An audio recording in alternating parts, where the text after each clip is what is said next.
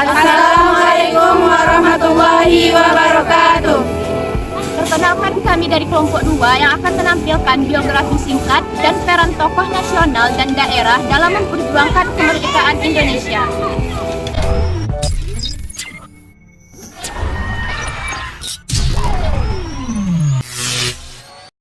Assalamualaikum warahmatullahi wabarakatuh. Perkenalkan, nama saya Melati Ashari dari kelas 11 MIPA 5. Saya akan menceritakan biografi salah satu tokoh dalam memperjuangkan kemerdekaan Indonesia, yaitu Siti Manggopo. Siti Manggopo adalah pejuang perempuan dari Minangkabau, Lubuk Basung Agam, Sumatera Barat. Beliau lahir pada bulan Mei tahun 1880. Siti merupakan bungsu dari 6 bersaudara. Ayahnya bernama Sutan Tarya dan ibunya bernama Mak Kipap. Siti tumbuh menjadi gadis yang pemberani dan ahli dalam bela diri. Tahun 1904, Siti menikah dengan Rashid Bagindo Mage dan dikaruniai 2 orang anak, yaitu Muhammad Yaman dan Dalima. Pada tahun 1908, Siti melakukan perlawanan terhadap kebijakan ekonomi Belanda melalui pajak uang atau belasting. Peraturan belasting dianggap bertentangan dengan adat di Minangkabau sebab tanah adalah kepunyaan komunal atau kaum di Minangkabau. Dengan siasat yang telah diatur sedemikian rupa oleh Siti, dia dan pasukannya berhasil menewaskan 53 orang serdadu penjaga benteng. Siti Manggopo pernah mengalami konflik batin, yaitu antara rasa keibuannya yang erat terhadap anaknya yang menyusu, dan di sisi lain, panggilan jiwanya untuk melepaskan rakyat dari kezaliman Belanda. Siti Manggopo akhirnya memilih memenangkan panggilan jiwanya untuk membantu rakyat. Tanggung jawabnya sebagai seorang ibu dilaksanakan kembali. Bahkan, anaknya Dalima diajak ikut serta melarikan diri ke hutan ketika dalam pengejaran Belanda selama 17 hari dan dibawa serta ketika ditangkap dan dipenjara 14 bulan di Lubuk Basung Agam, 16 bulan di Pariaman, dan 12 bulan di Padang. Siti Manggopo akhirnya dibebaskan dengan alasan anaknya yang masih kecil. Siti Manggopo meninggal pada usia 85 tahun pada 20 Agustus 1965 di Kampung Gasan, Gadang, Kabupaten Agam. Peran Siti Manggopo adalah pahlawan perempuan yang menjaga marwah bangsanya, adat, budaya, dan agamanya dengan mengobarkan perang belasting atau pajak terhadap Belanda pada 1908 tanpa meninggalkan tanggung jawabnya sebagai seorang ibu. Karena keberaniannya, Siti Manggopo dijuluki sang singa betina dari ranah Minang. Demikian biografi singkat tentang Siti Manggopo yang dapat saya ceritakan. Saya akhiri. Wassalamualaikum warahmatullahi wabarakatuh. Halo, perkenalkan nama saya Nafisa Tri Amanda dari kelas 11 MIPA 5 yang akan menceritakan biografi singkat tentang Saman Hudi. Saman Hudi merupakan tokoh pejuang Indonesia yang berkat jasanya mendirikan Serikat Dagang Islam, salah satu organisasi pergerakan Indonesia kala itu. Ia adalah pria keturunan Jawa yang lahir di Laweyan, Surakarta, Jawa Tengah, 8 Oktober 1868. Dalam masyarakat, ia populer dengan sebutan Kiai Haji Saman Hudi. Adapun nama kecilnya yaitu adalah Sudarno Nadi. Meski hanya tamatan sekolah dasar, tetapi ia dikenal suka belajar, terutama belajar ilmu agama Islam. Ilmu tersebut didalaminya saat berada di Surabaya. Bukan hanya suka belajar, Saman Hudi mengisi waktu luang dan kosongnya dengan bekerja, di mana kedua aktivitas tersebut telah ditekuninya saat SD.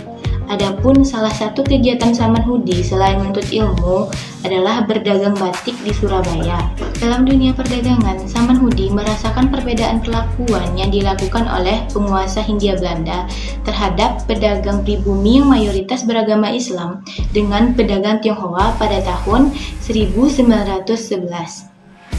Oleh karena itu, Saman Hudi merasakan perlu dan pentingnya pedagang pribumi untuk memiliki organisasi sendiri yang bertujuan untuk kepentingan dagang mereka.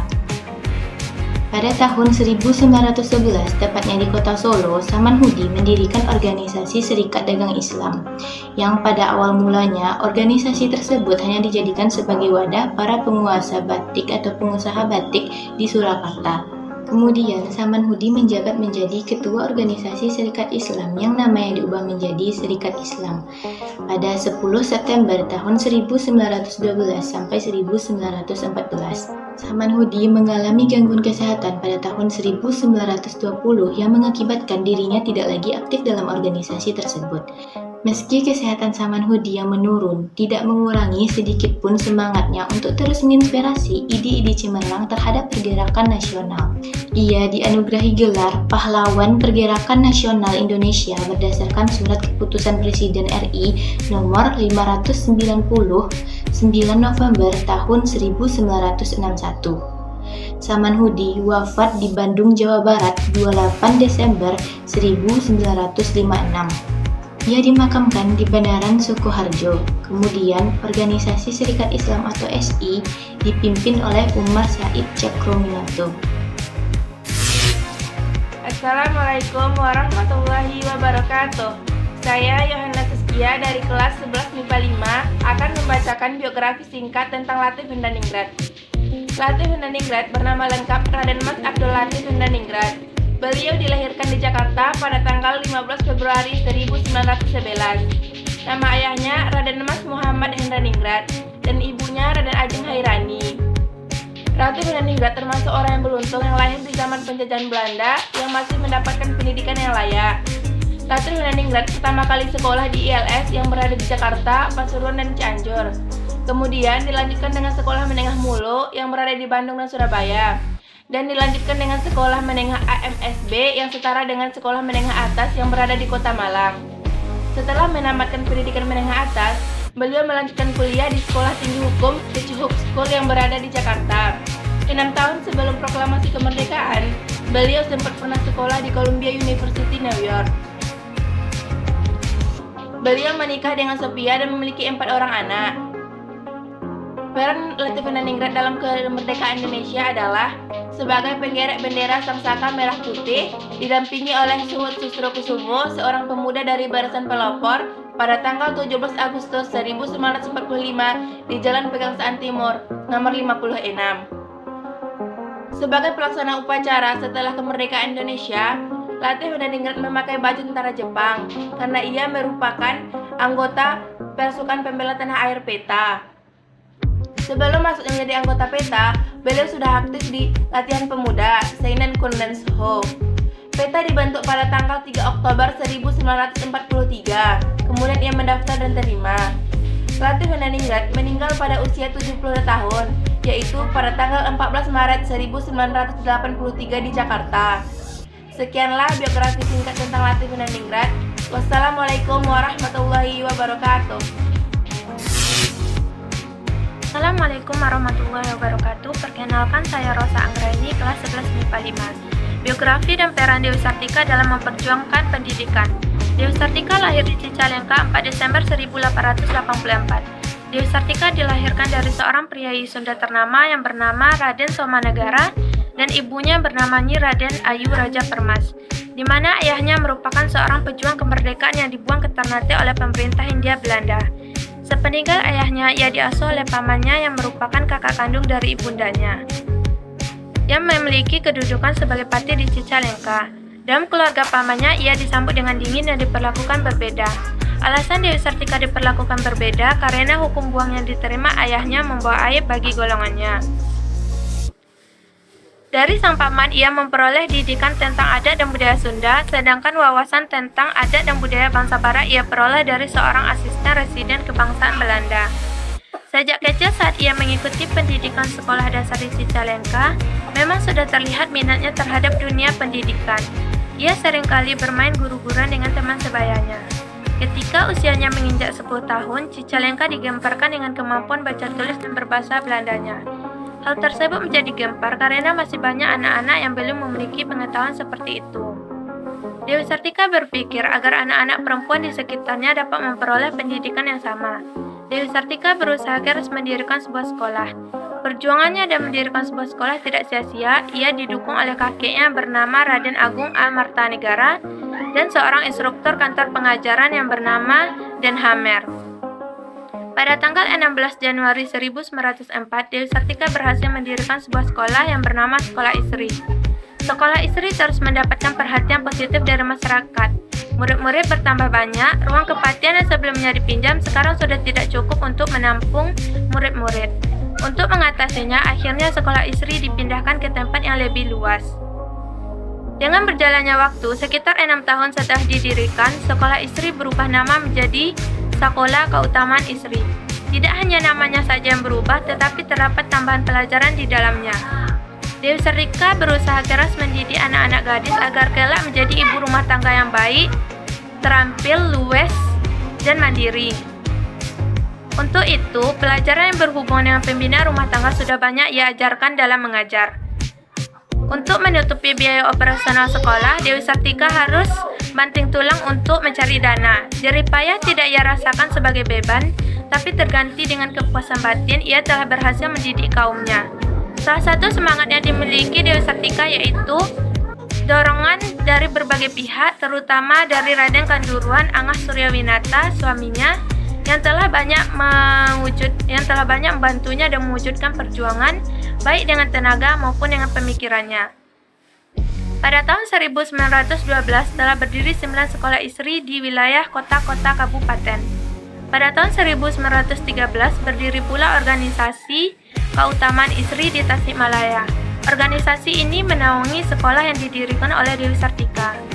Pada tahun 1929, Sekolah Keutamaan Isri berubah nama menjadi Sekolah Raden Dewi. Dan oleh pemerintah Hindia Belanda dibangunkan sebuah gedung yang baru, besar dan lengkap. Pada tahun 1947, akibat agresi militer Belanda, Dewi Sartika terpaksa ikut mengungsi dengan para pejuang lainnya yang terus melakukan perlawanan terhadap Belanda untuk mempertahankan kemerdekaan.